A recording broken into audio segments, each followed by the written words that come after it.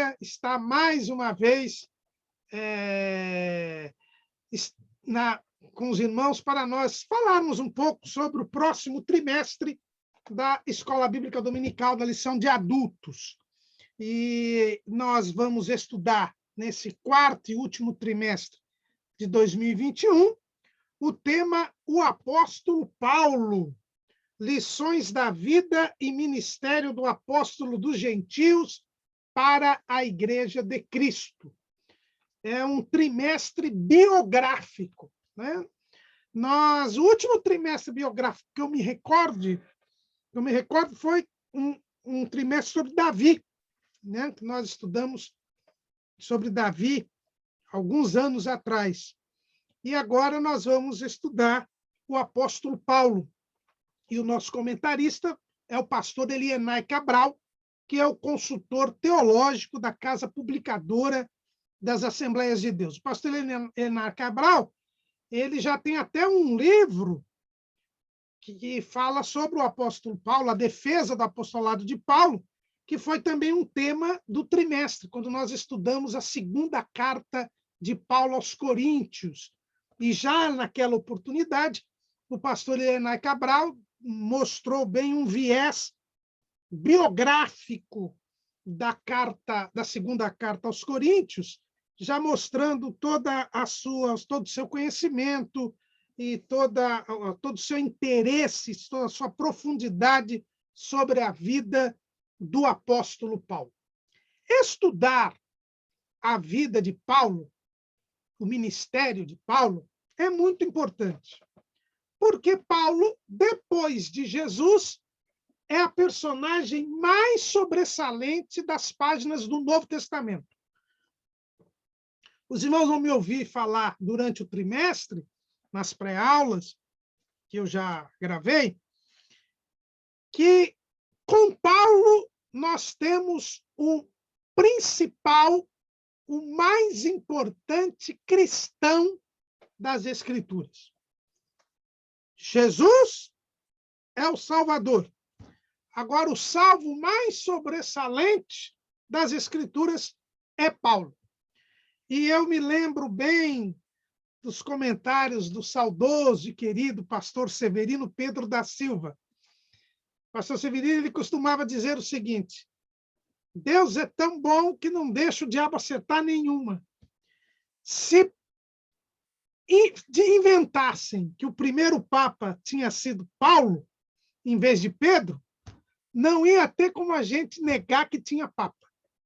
Porque Paulo é um cristão tão sobressalente que nós teríamos que nos curvar até a doutrina do papado. Porque Paulo tinha tudo para ser Papa, né?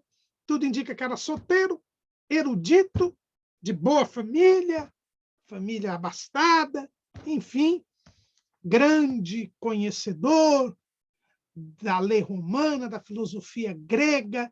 Então, ele teria todo o perfil dos papas, mas resolveu escolher o Pedro para a salvação da doutrina.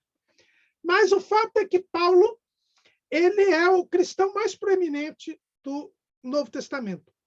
E é ele quem diz lá em 1 Coríntios, capítulo 11, versículo 1, um texto que é inspirado, portanto, é a verdade. Paulo diz: sede meus imitadores, como também eu de Cristo. Então, daí a gente já vê a importância de estudar a vida e o ministério de Paulo. Porque Paulo era, sobretudo, um imitador de Cristo. Por isso que ele se sobressai em um Novo Testamento. Porque ele é o cristão por excelência. Aliás, ele é tanto um cristão por excelência que são os seus alunos na primeira igreja gentílica que são chamados pela primeira vez de cristão. Veja lá em Atos, capítulo 11, versículo 25. E partiu Barnabé para Tarso a buscar Saulo, e achando-o, conduziu para Antioquia. E sucedeu que todo um ano se reuniram naquela igreja e ensinaram muita gente. Em Antioquia, foram os discípulos pela primeira vez chamados cristãos. Então, o próprio nome cristão, ele surgiu por causa dos ensinos que Paulo deu àqueles novos convertidos, aos primeiros crentes da primeira igreja gentílica. Então, nós já vemos ali a importância de Paulo para nós que somos cristãos. Então, Paulo é um exemplo de cristão. Paulo é o maior cristão do Novo Testamento. Paulo foi quem criou os primeiros, quem gerou, quem criou, quem ensinou, quem formou os primeiros a serem chamados de cristãos.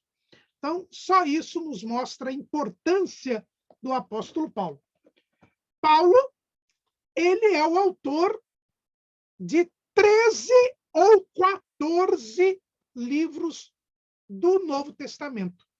Veja que aí nós vemos uma outra importância do apóstolo Paulo. Quer dizer, nós vimos a importância do apóstolo Paulo como vida, como alguém que imitou a Cristo, alguém que ensinou pessoas que foram chamadas de cristãos, mas também no Novo Testamento tem 27 livros e 13 ou 14, porque existe aquela discussão a respeito da carta aos Hebreus, foram escritas por Paulo. Então, Paulo é aquele que mais escreveu em um Novo Testamento. Não é por outro motivo que a capa da nossa revista mostra livros e mostra uma pena, né? Para lembrar que Paulo é o principal doutrinador do Novo Testamento, o escritor proeminente do Novo Testamento, é aquele que Deus escolheu para registrar a maior parte do Novo Testamento. E o Novo Testamento, existe também uma discussão entre os estudiosos, mas a maior parte dos estudiosos entende que o primeiro livro do Novo Testamento a ser escrito teria sido a primeira carta aos Tessalonicenses. Então, quem começou a escrever, quem foi inspirado pelo Espírito Santo a dar continuidade às Escrituras, agora em o Novo Testamento, foi o próprio apóstolo Paulo. E é por isso que Paulo é o grande ensinador da igreja. Porque quando ele é inspirado pelo Espírito Santo e começa a escrever o Novo Testamento, e quando ele começa a escrever as suas cartas, era o propósito divino de que seus ensinos não ficassem apenas para a sua geração, mas que Paulo ensinasse a todas as gerações da igreja. Então, Paulo foi escolhido como principal ensinador da igreja em todos os tempos, né? Porque os seus escritos são a maior parte dos escritos do Novo Testamento.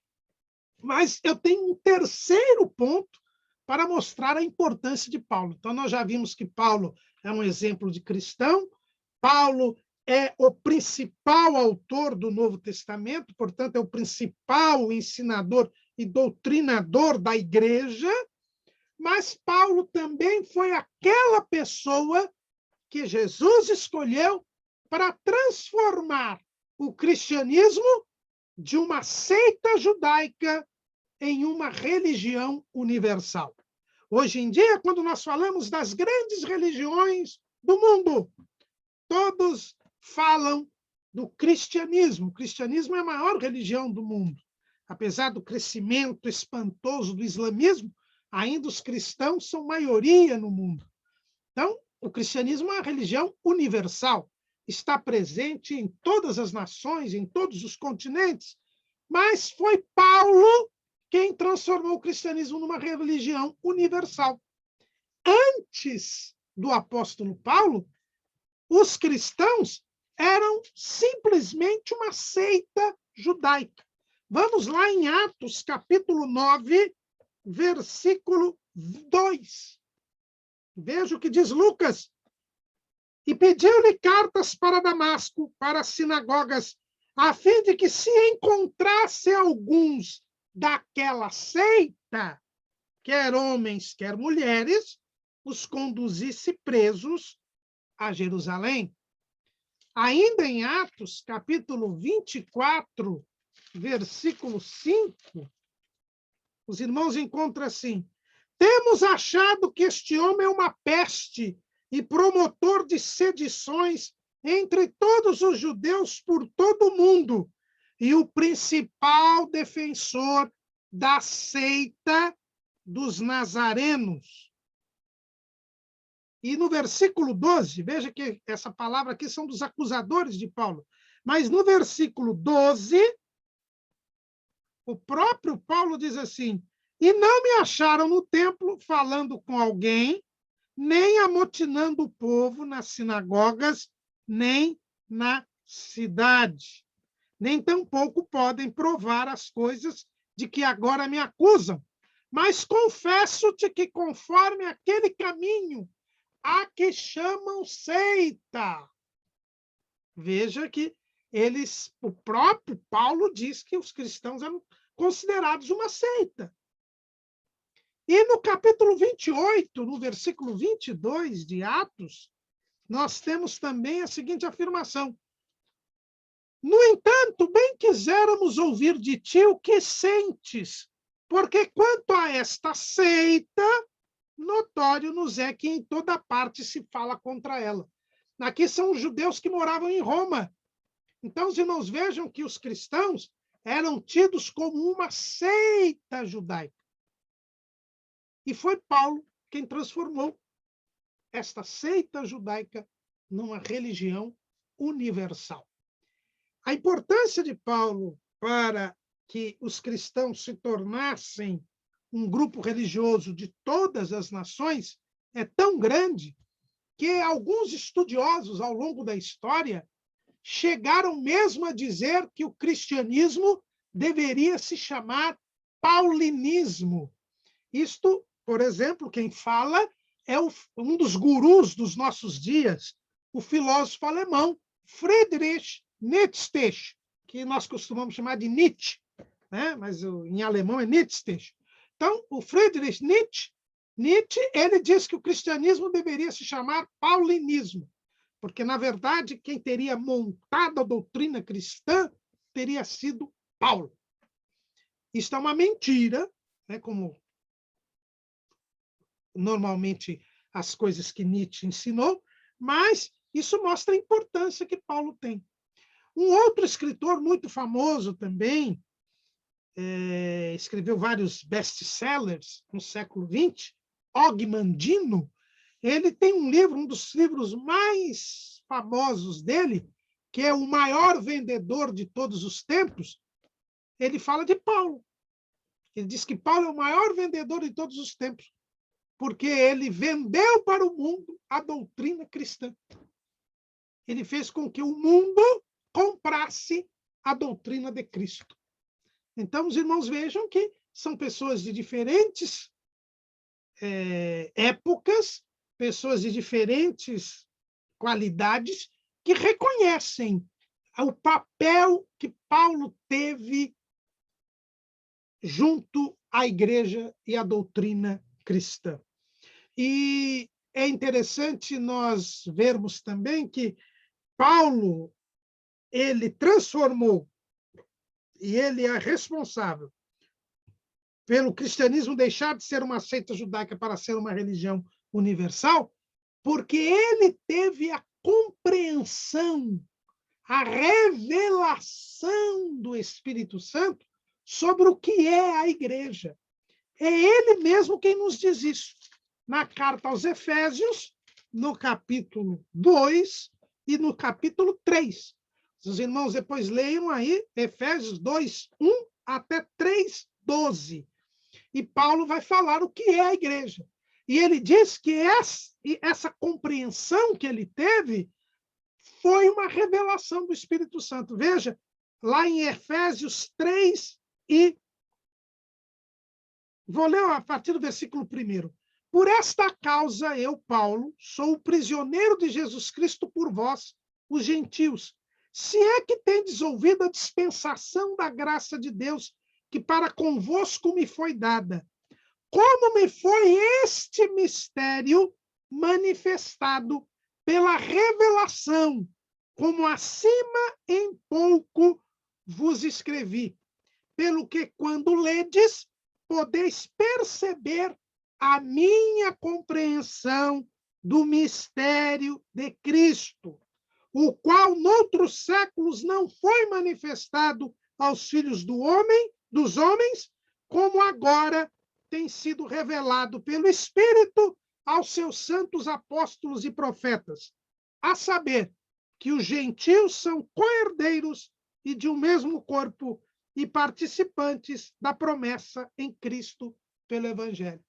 Então, foi a Paulo que o Espírito Santo revelou com toda clareza, e ele teve a compreensão de que a salvação era para toda a humanidade, na pessoa de Jesus Cristo, e que quem crê em Jesus não precisava entrar na nação de Israel para ser salvo.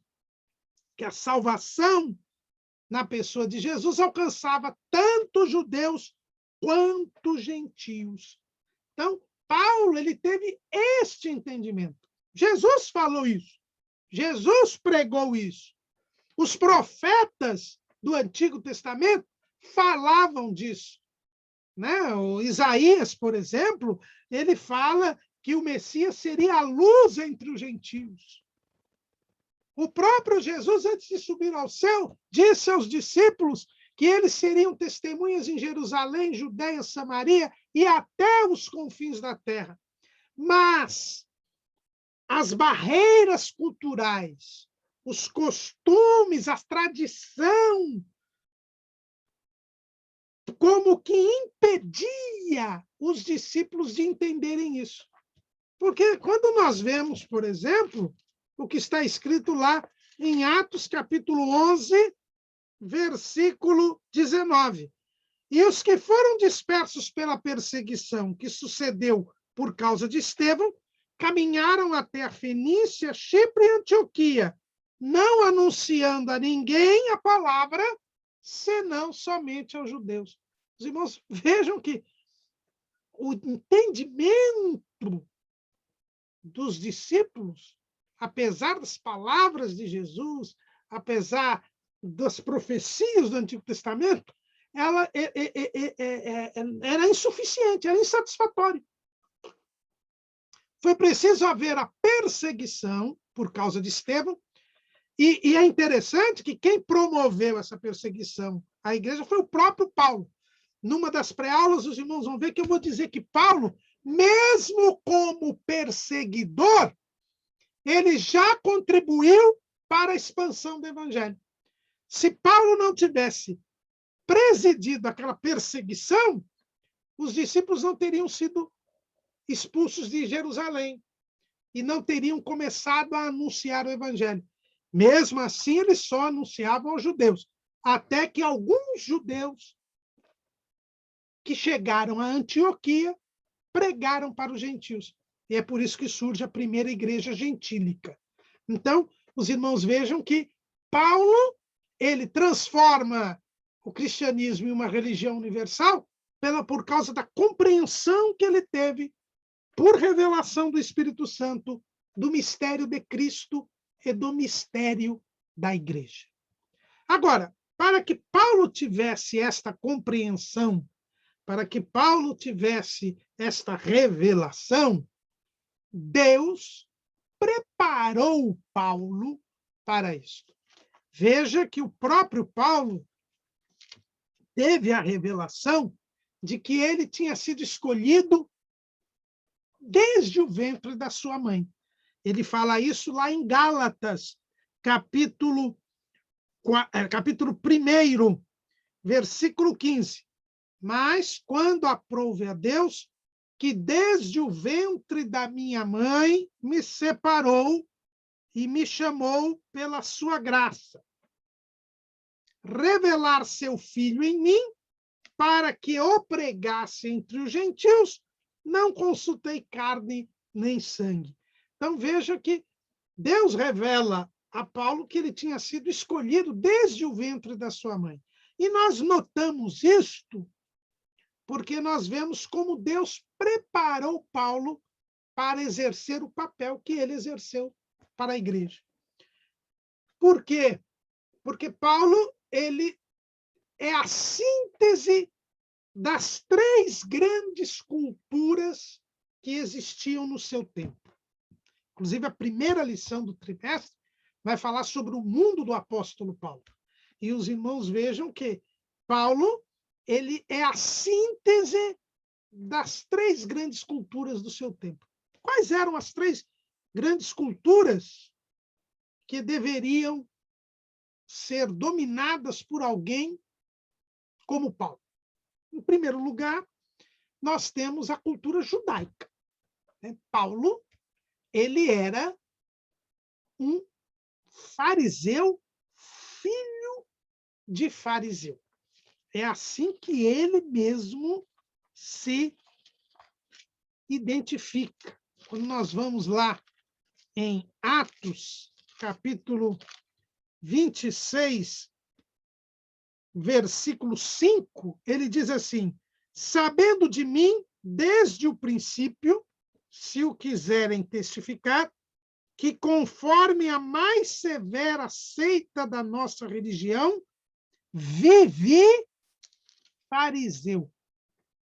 Então veja que ele diz que ele viveu fariseu. Então ele diz: eu vivi fariseu. Numa outra passagem, lá em Atos 22:3, ele diz assim: quanto a mim, sou varão judeu, nascido em Tarso da Cilícia, mas criado nesta cidade aos pés de Gamaliel, instruído conforme a verdade da lei de nossos pais, zeloso para com Deus, como todos vós hoje sois. E ainda o próprio Paulo, ele vai dizer que ele viveu fariseu. Então, veja que, em primeiro lugar, quando ele diz que ele viveu fariseu, isso quer dizer que ele teve toda uma formação de fariseu. Né? Então, e os fariseus quem eram? Os fariseus, ele mesmo diz aqui, era o mais severo, era a seita mais severa de todas. Fariseu quer dizer separado. Né? Ele mesmo disse lá em Atos 23:6, e Paulo, sabendo que uma parte era de saduceus e outra de fariseus, clamou no conselho: varões e irmãos, eu sou fariseu, filho de fariseu. Então, ele se intitulava fariseu, filho, quer dizer, ele foi criado como um fariseu.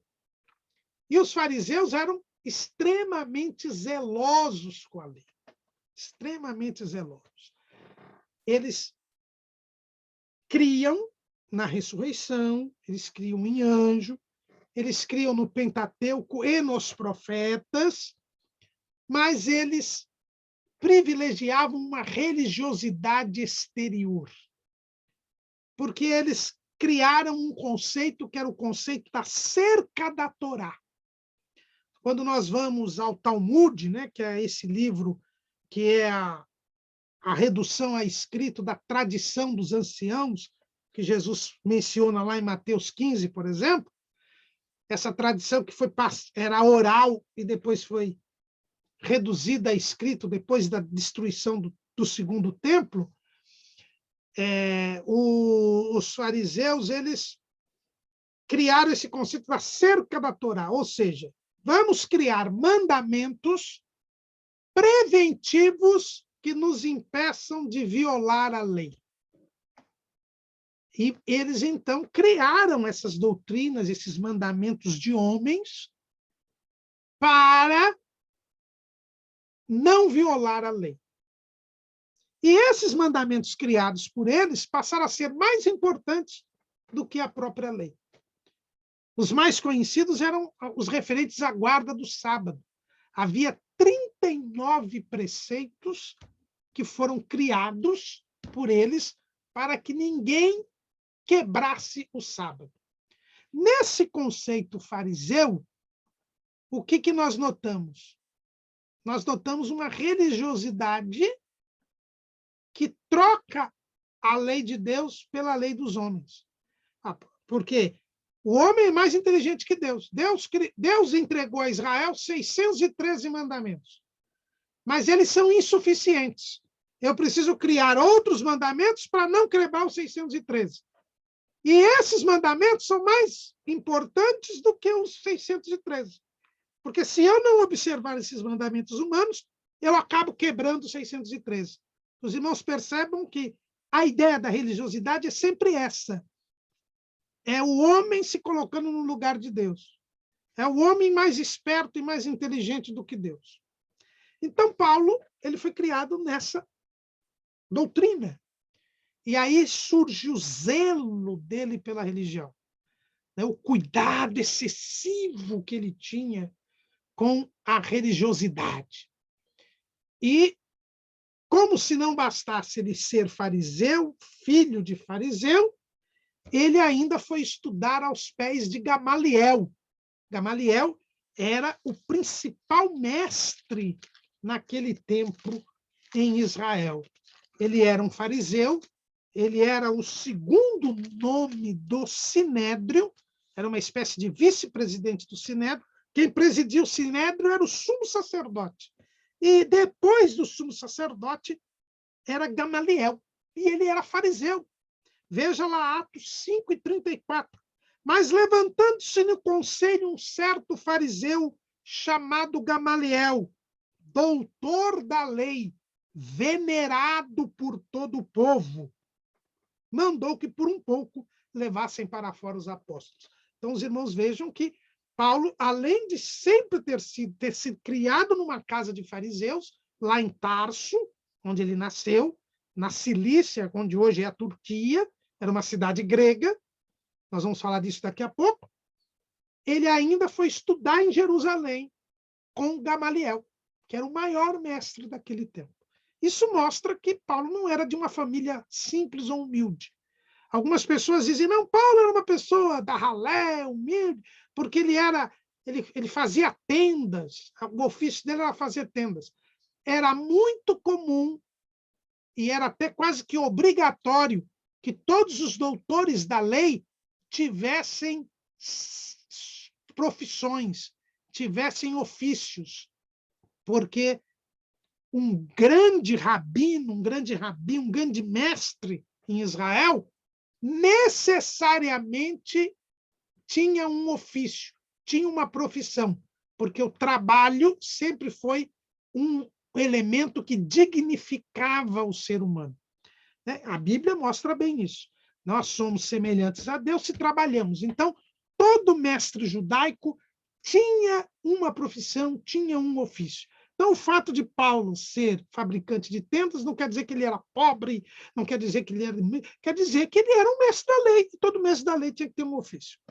Agora, Paulo foi estudar em Jerusalém, aos pés de Gamaliel. Então, ele tinha essa formação farisaica. Por que Deus deu essa formação a Paulo? Para ele entender bem o que é a lei e para ele conhecer bem as Escrituras. Porque Paulo vai ser aquele homem que vai nos trazer o cristocentrismo das Escrituras.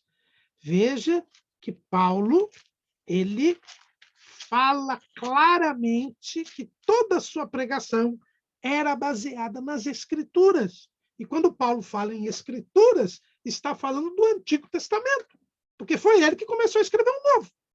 Então, veja lá, em 1 Coríntios, capítulo 15, versículo 3.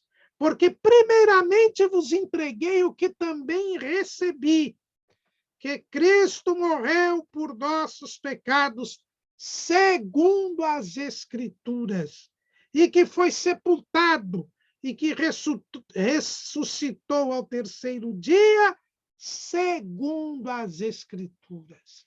Desde o início da sua vida cristã, Paulo, pela formação que Deus lhe deu nas Escrituras, ele pôde mostrar Cristo nas Escrituras. Veja que já em Damasco, logo depois da sua conversão, ele já pregava que Jesus era o Filho de Deus nas Escrituras, porque ele pregava nas sinagogas, e nas sinagogas se liam as Escrituras. Lembrando sempre que quando eu falo as Escrituras, eu estou falando do Antigo Testamento. Veja lá, Atos 9 e 20, e logo nas sinagogas pregava a Jesus, que este era o Filho de Deus. E lá, no versículo 22, diz: Saulo, porém, se esforçava muito mais e confundia os judeus que habitavam em Damasco, provando que aquele era o Cristo. Provando onde? Nas Escrituras. Então, os irmãos vejam que a formação de Paulo no judaísmo era já o propósito divino. Ele precisava ser formado nas Escrituras, ter profundidade nas Escrituras, para mostrar Cristo nas Escrituras. Mas Paulo não tinha só o conhecimento da cultura judaica. Paulo também tinha formação filosófica grega. Onde Paulo nasceu? Paulo nasceu na cidade de Tarso. A cidade de Tarso era um dos centros filosóficos do seu tempo. Se fosse nos dias de hoje, nós podíamos dizer que Tarso era uma cidade universitária. Não é verdade? Não existia universidade ainda. A universidade é uma realidade da Idade Média, mas Tarso era um local conhecido por ser habitado por estudiosos. Boa parte da população de Tarso era formada de estudantes e de mestres da filosofia grega. Tarso foi uma cidade fundada por Senaqueribe, o mesmo Senaqueribe que a gente estudou na aula passada na escola dominical, que tentou invadir Jerusalém. Ele fundou Tarso. Era o extremo do Império Assírio, porque Tarso ficava entre o mundo oriental e o mundo grego. Então, Tarso, ela é o suprassumo da chamada cultura helenística, que é aquela mistura entre a cultura oriental e a cultura grega, que começou a se formar com Alexandre o Grande. Quando Alexandre veio da Macedônia e conquistou a Grécia e depois conquistou o Império Persa, o terceiro império lá do sonho de Nabucodonosor, interpretado por Daniel, Alexandre ele promove a fusão entre a cultura oriental e a cultura grega. Isso dá origem à cultura helenística. E Paulo foi criado nesta cultura, porque ele era de Tarso. E ele era um exímio conhecedor da filosofia. E nós vemos isso quando ele prega aos filósofos do Areópago em Atenas, no capítulo 17 de Atos, demonstrando todo o seu conhecimento filosófico. E o próprio Paulo, quando ele fala lá aos Coríntios, ele faz questão de dizer que quando ele foi pregar em Corinto, ele não usou da retórica, que era uma das artes muito dominadas pelos gregos. A retórica foi criada pelos gregos. Qualquer coisa aí, vocês depois perguntem aí para a professora Amélia, que é exímia conhecedora aí da retórica.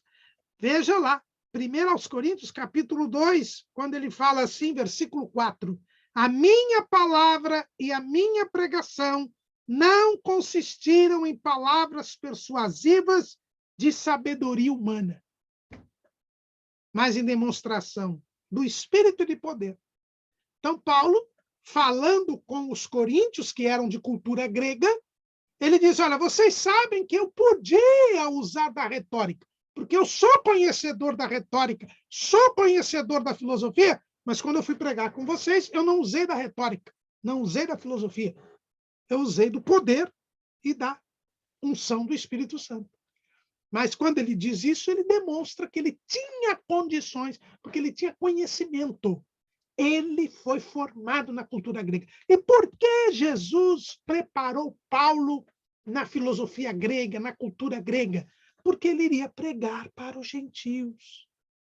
O propósito de Jesus era fazer com que Paulo levasse o seu nome para os gentios. E para ele levar o nome de Jesus aos gentios, ele tinha que conhecer a cultura dos gentios. E a cultura dos gentios era alicerçada na filosofia grega. Veja, esse era o propósito de Deus. Jesus revelou para Ananias e Ananias contou para Paulo. Atos capítulo 9, versículo 15. Disse-lhe, porém, o Senhor, vai, porque este é para mim um vaso escolhido para levar o meu nome diante dos gentios e dos reis e dos filhos de Israel. Então, toda a formação filosófica de Paulo foi feita com um propósito. O propósito dele poder levar o nome de Jesus aos gentios. Como ele conhecia a cultura grega, como ele viveu entre os gregos, como ele foi formado com a cultura grega, ele podia pregar o evangelho aos gentios. Veja que Barnabé, que também era um judeu grego, a gente chama de judeu grego, aquele judeu que nasceu fora da terra de Israel, que era o judeu da diáspora. Paulo, por exemplo, nasceu em Tarso, que ficava na Cilícia. Barnabé, ele era de Chipre, que é uma ilha do mar Mediterrâneo, também grega. Então, esses judeus eram chamados de judeus gregos. E eles, então, tinham conhecimento da cultura grega, porque eles viviam entre os gregos. Então, Barnabé foi buscar Saulo para ele ir para a igreja de Antioquia. Porque só quem conhecia a cultura grega é que podia levar o nome de Jesus para os gregos. E o terceiro ponto que Paulo tem é que Paulo era cidadão romano de nascimento. Veja que ele era cidadão romano de nascimento, e ele fala disso, e a gente vê isso no livro de Atos, né, quando ele é liberto ali, quase morto no templo de Jerusalém,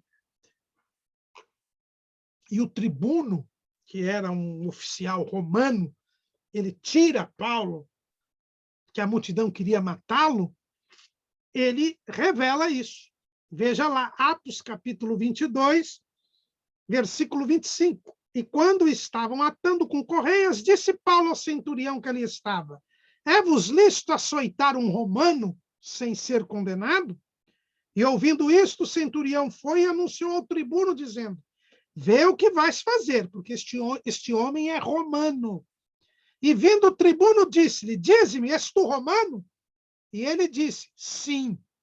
E respondeu o tribuno, eu com grande soma de dinheiro alcancei este direito de cidadão. Paulo disse, mas eu sou de nascimento.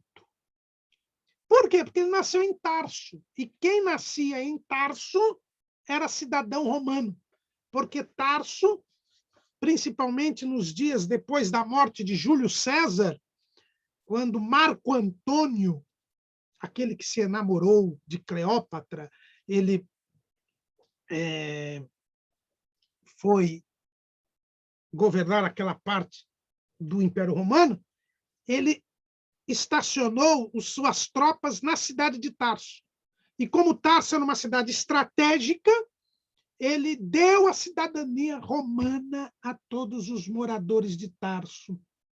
Isso por volta dos anos 30, 20 antes de Cristo. Então, Paulo, quando nasceu em Tarso, ele recebeu a cidadania romana. Então, ele conhecia a lei romana, porque ele era cidadão romano.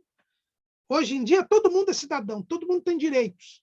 Naquele tempo, não. Naquele tempo, ser cidadão romano era o suprassumo da sociedade.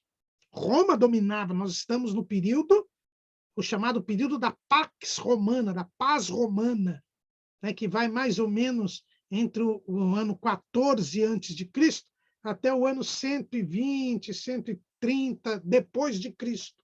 É um período em que Roma domina totalmente o mundo. Não tem adversários. Tanto que quando Paulo vai falar a respeito do soldado cristão, né, da armadura cristã, ele vai ter a imagem do quê? Do exército romano. Porque o exército romano era invencível naquele tempo. Então, Paulo, ele era cidadão romano. E por que Jesus fez Paulo ser cidadão romano? Para que ele pudesse, com toda a liberdade e com todos os direitos e privilégios, pregar o evangelho.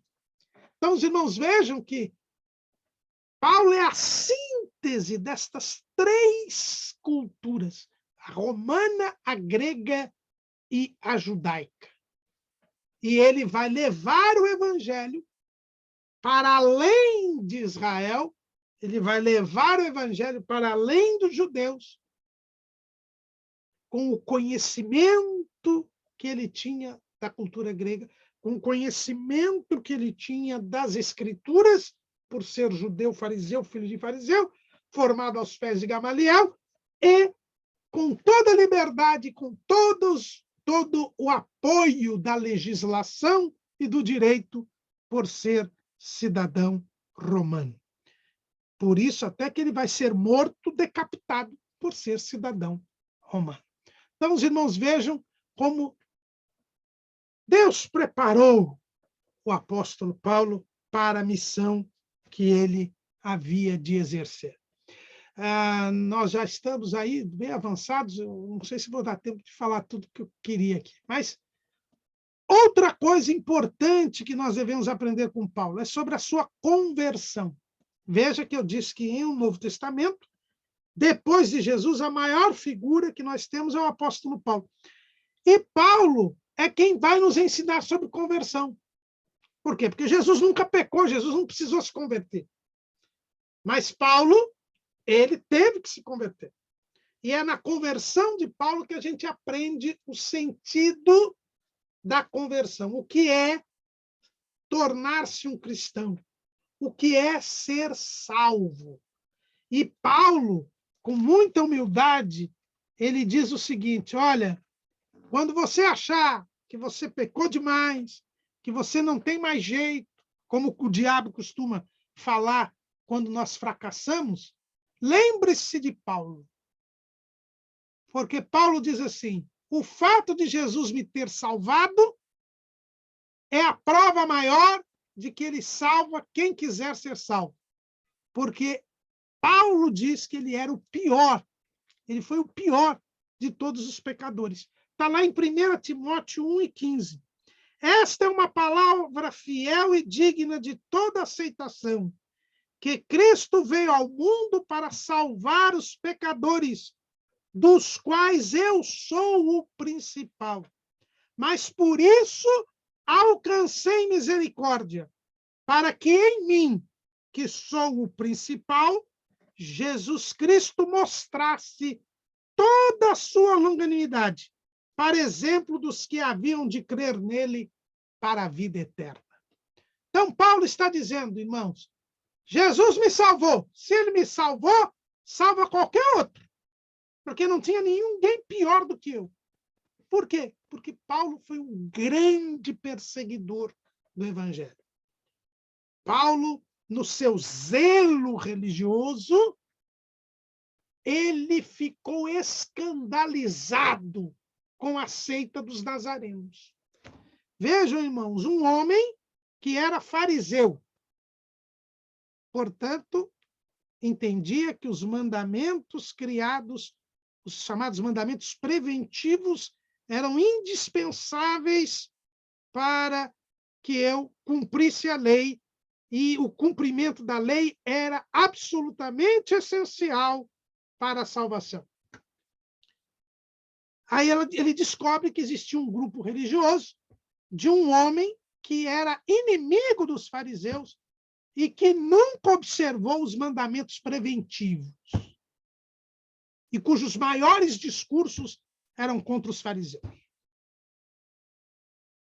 Um homem que tinha sido formado na filosofia grega e que entendia que a sabedoria, o conhecimento era essencial para que alguém tivesse bem-estar espiritual. E existia um grupo religioso formado por pessoas, na sua grande esmagadora maioria, que não eram doutores da lei, não eram formados na lei. Pelo contrário, seus líderes eram pescadores da Galileia na sua maior parte. E terceiro, ele, como cidadão romano, gozando de todos os privilégios, aparece um grupo religioso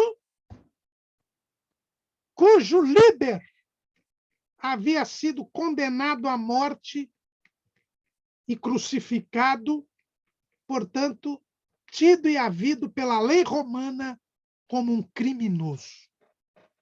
Como é que um homem desse pode aceitar esse grupo religioso, que contraria todas as suas crenças, toda a sua maneira de ver o mundo? E Paulo, como se não bastasse isso, começa a ver na sinagoga que ele mesmo frequentava, porque como existia uma sinagoga em Jerusalém, que era chamada Sinagoga dos Libertinos, onde frequentavam os judeus da Cilícia, os judeus lá da terra de Paulo. Era a sinagoga que Paulo frequentava. E Paulo começa a ver um cidadão chamado Estevão, que ia disputar nesta sinagoga e mostrar àqueles homens que eles eram duros de coração, que eles eram contrários a Deus, mesmo sendo zelosos cumpridores da lei.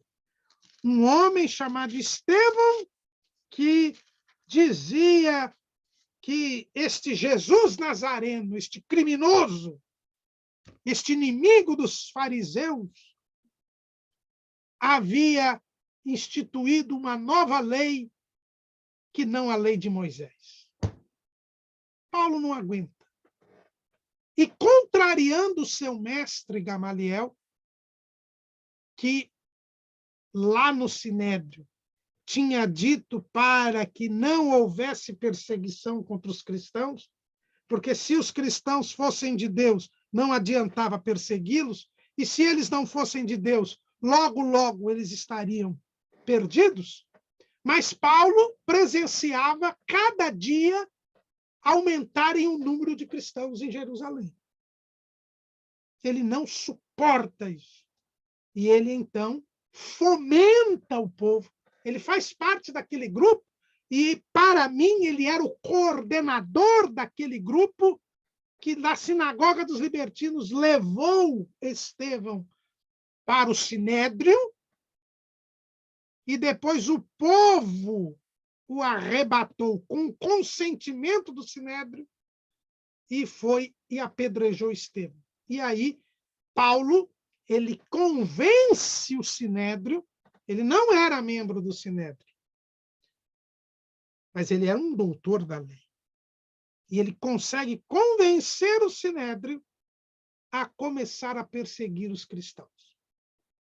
E foi assim que Paulo, no caminho de Damasco, porque ele também queria perseguir os cristãos que já existiam em Damasco, ele tem um encontro pessoal com Jesus. E aí tem a primeira lição que a conversão de Paulo nos dá. É que não há conversão se nós não tivermos um encontro pessoal com Jesus. Paulo ele vai nos ensinar, irmãos, que a vida cristã é uma convivência com Jesus. Jesus encontrou com ele no caminho de Damasco. Jesus falou com ele no caminho de Damasco. Ele reconheceu que Jesus era Deus, era o Senhor. Ele se submeteu, ele entregou a sua vida para Jesus. E não mais viveu, mas Cristo é que viveu nele. Já não tinha sua vida por preciosa, mas ele passou a viver na fé do Filho de Deus. Isso é que é ser cristão. Esse é o sentido da vida cristã. E Paulo nos mostra isso com muita clareza. Eu, estudando esses temas, comecei a meditar e convido os irmãos a que meditem também. Você convive com Jesus? Você teve um encontro pessoal com Jesus? Você não mais vive, mas é Cristo que vive em você? O sentido da sua vida agora é fazer a vontade de Deus? É isso que Paulo nos mostra. Ele se encontra com Jesus. Jesus aponta o pecado dele. Paulo reconhece que Jesus é o Senhor. Paulo entrega a sua vida a Jesus. E dali para frente ele faz o que Jesus quer que ele faça. E dali para frente ele tem uma intimidade com Jesus. O que a conversão de Paulo nos mostra? Que uma conversão genuína, veja que quando Paulo ele se rende a Jesus, ele fica cego. E o que a gente percebe? Que ele vai lá para a rua direita, vai para a casa de Judas, lá na rua direita, em Damasco, e ele passa 3 dias orando e jejuando. O que a gente aprende? Que quem se converte passa a ter uma vida de oração e de consagração a Deus. Quem se converte busca a Deus. Quando Ananias chega e diz que ele precisa ser batizado, ele aceita o batismo das águas. Porque o convertido, ele aceita ser batizado, porque ele agora cumpre as ordenanças do Senhor. Quando ele é batizado das águas, ele é batizado com o Espírito Santo. Então, o convertido, ele é também revestido de poder. E ele é curado da cegueira. Caem como escamas dos seus olhos. Ou seja, a salvação também traz a cura divina. Então, os irmãos vejam que Paulo nos mostra que a conversão ela se caracteriza e ela se mostra com essas atitudes. Mas, como eu disse para os irmãos, Paulo ele nos ensina, né, que a vida cristã ela é uma vida com Jesus. Não é mais viver, mas é Cristo viver em nós. É o que ele diz lá em Gálatas, capítulo 2, versículo 20. Já estou crucificado com Cristo e vivo não mais eu, mas Cristo vive em mim. E a vida que agora vivo na carne, vivo na fé do Filho de Deus, o qual me amou e se entregou a si mesmo por mim. Veja que, por que eu não vivo mais e eu vivo para Deus e é Cristo que vive em mim? Porque eu retribuo o amor que Jesus me deu. Paulo, nós vamos ter uma lição sobre o amor de Paulo pela igreja, e Paulo vai amar a igreja, vai amar o próximo. Por quê? Vai amar o irmão? Por quê? Porque ele se sente amado por Jesus.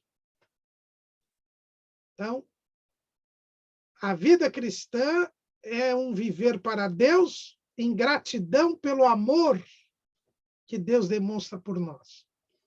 E Deus prova o seu amor para conosco, porque Cristo morreu por nós, sendo nós ainda pecadores. É Paulo quem diz isso, aí em Romanos, capítulo 5, versículo 8. Segunda coisa lição que Paulo nos dá é que o sentido da vida terrena é cumprir a missão dada por nós, dada a nós pelo Senhor Jesus Cristo. Veja que a vida agora é fazer a vontade de Deus, é cumprir o trabalho que Deus nos dá, a missão que Deus nos dá. Olha o que Paulo diz lá para os anciãos de Éfeso, em Atos 20 e 24. Mas em nada tenho a minha vida por preciosa, contanto que cumpra com alegria a minha carreira e o ministério que recebi do Senhor Jesus, para dar testemunho do evangelho da graça de Deus. Então, Paulo, ele diz, o sentido da vida é cumprir a missão que Jesus me deu. É por isso que ele não mais vive, mas é Cristo que vive nele. A vida cristã, Paulo mostra que se inicia pela fé, é um seguir do amor e tem a esperança dos céus. As 3 virtudes teologais, nós vamos ter uma lição sobre isso. Paulo vai mostrar, ó, a vida cristã começa crendo em Jesus. A fé vem pelo ouvir e ouvir pela palavra de Deus. Sendo, pois, justificados pela fé, temos paz com Deus por nosso Senhor Jesus Cristo, pelo qual também temos entrada pela fé a esta graça. Então, a fé é a porta de entrada. O amor é a sequência da vida cristã. A vida cristã, ela se realiza se nós seguirmos o amor. 1 aos Coríntios, capítulo 14, versículo 1, seguir o amor. E o capítulo 13 de 1 aos Coríntios, onde Paulo descreve o que é este amor, que é derramado em nossos corações pelo Espírito Santo que nos é dado. E é a esperança do céu. O crente, ele vive aqui na terra, creu em Jesus, segue o amor, mas está esperando o céu. 1 Tessalonicenses, capítulo 1, versículo 10. Paulo, ele fala assim: e esperar dos céus a seu Filho, a quem ressuscitou dos mortos, a saber, Jesus, que nos livra da ira futura. Lá em Filipenses, capítulo 3, versículo 20, mas a nossa cidade está nos céus, donde também esperamos o Salvador, o Senhor Jesus Cristo, que transformará o nosso corpo abatido para ser conforme o seu corpo glorioso, segundo o seu eficaz poder de sujeitar também a si todas as coisas. Então, Paulo nos mostra que a vida cristã é isso. É um começo pela fé, uma sequência de amor e uma esperança dos céus. Mas Paulo também nos ensina que o serviço a Deus exige a plenitude do Espírito Santo. Paulo era pentecostal. Nós já lemos aqui 1 Coríntios, capítulo 2, versículo 4. A minha palavra e a minha pregação não constituíram em palavras persuasivas de sabedoria humana, mas em demonstração do Espírito e de poder. Paulo, já em Damasco, começou a pregar o evangelho, mas só pregou o evangelho depois que foi revestido de poder. Porque no 3º dia de convertido, ele é batizado com o Espírito Santo. A mensagem do evangelho, Paulo nos ensina que é Jesus e este crucificado. O evangelho é a palavra da cruz.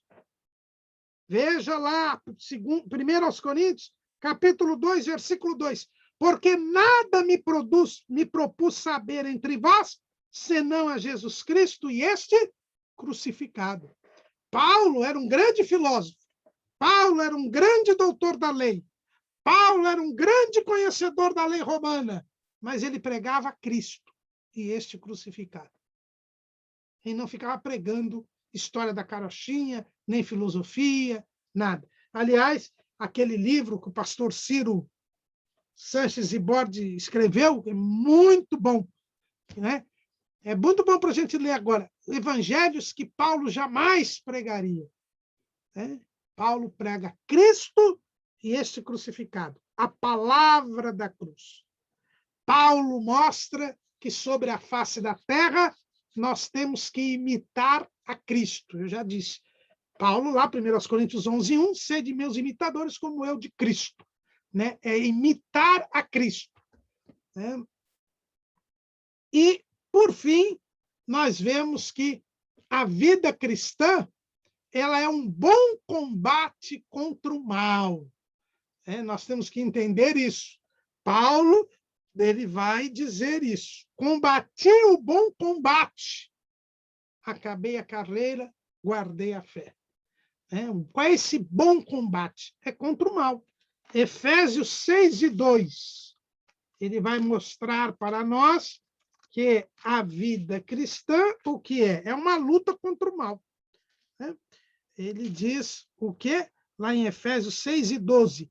Porque não temos que lutar contra a carne e o sangue, mas sim contra os principados, contra as potestades, contra os príncipes das trevas deste século, contra as hostes espirituais da maldade nos lugares celestiais. Então, essas são as 7 coisas que Paulo nos ensina, 7 lições que Paulo nos dá sobre o que é ser cristão, sobre o que é a vida cristã. Eu já passei de 1 hora falando aqui, eu tinha ainda elencado aqui que Paulo, ele, na inspiração que Deus lhe deu, na profundidade doutrinária que Deus lhe deu, ele é uma pessoa singular. Ele colocou 3 relações de dons. Né? Os dons ministeriais, lá em Efésios, os dons assistenciais em Romanos 12, os ministeriais em Efésios 4:11, os assistenciais em Romanos 18, 5-8, e depois em 1 Coríntios 12, de 8 a... Agora, deixa eu ver aqui direitinho, vamos falar errado. 1 Coríntios, capítulo 12, versículos 12, de 8 a 9, de 8 a 10, ele fala dos dons espirituais propriamente ditos, ou dons carismáticos. São 7 dons assistenciais, 5 ministeriais e